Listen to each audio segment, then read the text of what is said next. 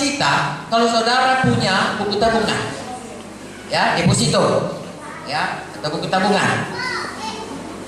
Setiap hari saudara tabung ke situ, maka satu waktu buku tabungan itu akan banyak isinya. Dan saudara bersukacita karena itu berarti saudara kaya dengan tabungan. Adalah lebih baik kaya daripada miskin. Tetapi ada satu lagi kaya yang kekal selamanya, yaitu kalau saudara menabung, mengirim hidup saudara, harta saudara, pelayanan saudara, hati saudara, kasih saudara, ya, urapan saudara, semua untuk kerajaan sorga. Dan itulah yang kekal selama-lamanya, menjadi milik kita yang kekal selama-lamanya.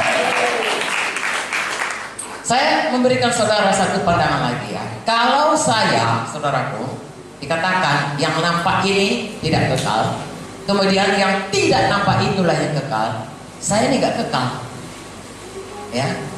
Begitu saya mati, saya akan terurai kembali menjadi tanah. Saudara tidak lihat lagi saya tidak kekal. Semua kita tidak kekal. Yang nampak ini, yang kekal roh kita, jiwa kita.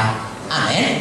Nanti kalau diberikan Tuhan tubuh yang baru, tubuh yang mulia, kembali lagi kita punya roh, tubuh dan jiwa.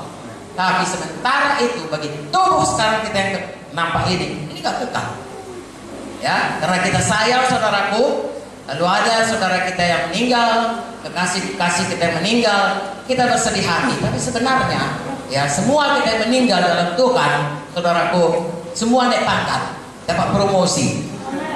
Ya jelas Tuhan bilang lebih enak, lebih bagus ke surga daripada di bumi ini. Jadi, kalau kita lihat dari mata kekekalan, kita akan lihat sebenarnya orang-orang yang kita kasihi itu semua naik pangkat. Ya, dia mendapatkan upahnya menyertai dia. Berbahagialah orang mati dalam Tuhan. Paulus berkata, hidup ini bagiku, mati bagiku keuntungan. Ya, kalau hidup adalah untuk bekerja. Haleluya. Jadi saudaraku, kembali lagi, sebenarnya saya dan saudara harus memandang hidup kita itu dari mata kekekalan. Sebab apa yang kita lakukan di dunia dalam kurun waktu umur 70, 80 tahun, katakanlah 120 tahun, itulah yang akan menentukan nanti bagaimana kita hidup dalam kekekalan. Saudara tahu dalam Matius 12, apa yang kita katakan harus kita pertanggungjawabkan. Haleluya. Juga dikatakan saudaraku dalam buku 2 Korintus 5 ayat 10, apa yang kita lakukan harus kita tanggung jawab. Dan jauh lebih dari itu, Tuhan melihat jauh ke dalam hati. Jadi saudaraku, kita ini selama hidup, hati kita, perkataan kita, perbuatan kita harus kita sungguh-sungguh terhadap Tuhan, supaya seperti Daud, Tuhan menemukan kita ini orang yang berkenan kepadanya, karena selalu melakukan kehendaknya. Pada ayat yang lain dikatakan Daud mengerjakan apa yang harus dikerjakannya pada generasinya. Kiranya kita menjadi seperti itu. Haleluya. Daud sangat beruntung, bukan beruntung lah, sangat diberkati Tuhan. Yesus disebut anak Daud. Ya, walaupun dia sebenarnya ada Yusuf. Anak Yusuf kan, anak Maria. Tapi selalu dikatakan Yesus anak Daud. Ya. Nah, Tuhan memilih dia seorang yang berkenan kepada Tuhan. Marilah kita semua menjadi orang yang berkenan kepada Tuhan. Bagaimana berkenan kepada Tuhan? Kalau kita mengerjakan seperti Daud, apa yang disuruh Tuhan, apa yang dikehendaki Tuhan, itu yang dikerjakan. Sekarang saya tanya, saya menanya bertahap. Apa sih sebenarnya yang disuruh Tuhan kita hidup ini? Saya setuju kalau dikatakan diberkati supaya nama Tuhan dipermuliakan. Itu salah satu.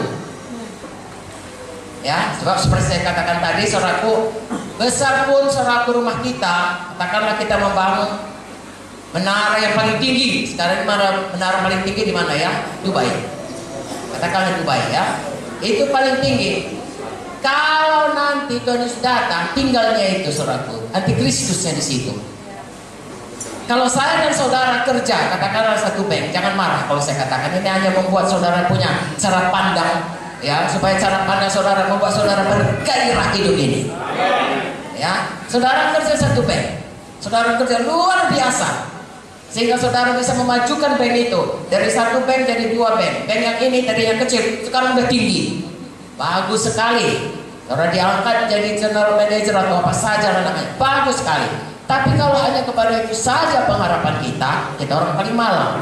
Mengapa? Karena itu akan tinggal semua kecuali saudara transfer ke sorga untuk melakukan pekerjaan-pekerjaan kerajaan sorga. Kalau tidak itu akan tinggal semua dan akan dipakai oleh antikristus. Nah, begitulah kira-kira. Itu sebabnya saya dan saudara harus bersungguh-sungguh hati mengenal kehendak Tuhan. Sebenarnya untuk apa kita tinggal di bumi ini? Kalau pikir-pikir saudaraku, kalau memang hanya untuk diberkati, kalau memang hanya untuk ini, untuk apa toh diberkati pun nanti tinggal juga semua.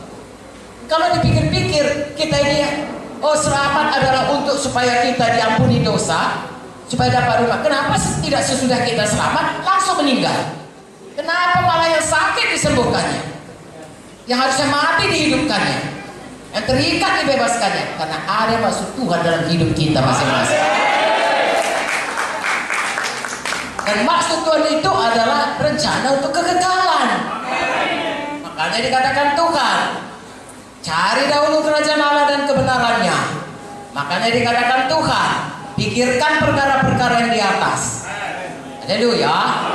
Makanya dikatakan Tuhan, kasihilah Tuhan Allahmu dengan segenap hati, segenap jiwa, segenap akal budi, segenap kuatmu. Ada rencana Tuhan kepada kita.